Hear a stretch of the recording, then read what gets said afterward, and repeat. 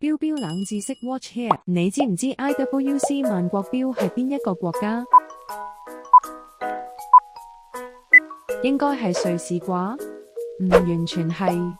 事實上 IWC 係由一位美國人創立，來自波士頓嘅工程師佛羅倫丁阿里奧斯托瓊斯喺美國漂洋過海到瑞士，想將當時最先進嘅美式製造結合瑞士工藝嚟製標。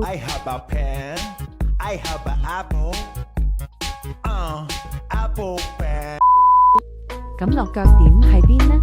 佢唔揀日內瓦，唔揀拉紹德峰，反而走到一個好少人去嘅地方，就係沙夫豪森，因為呢度有萊茵河水力，可以驅動機械設備，簡直係當年工業製錶嘅心水啊！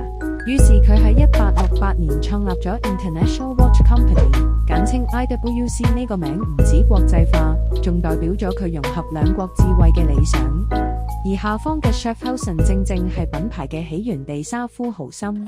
雖然瓊斯後來返咗美國，但係 IWC 仲留喺沙夫豪森，持續做出無數經典，好似係葡萄牙系列、飛行員錶、達文西系列等等，你都可能聽過。IWC 嘅名唔止係鐘錶品牌，仲係一段夢想跨國實現嘅歷史。你最鍾意邊款 IWC 呢？留言話俾我知啦！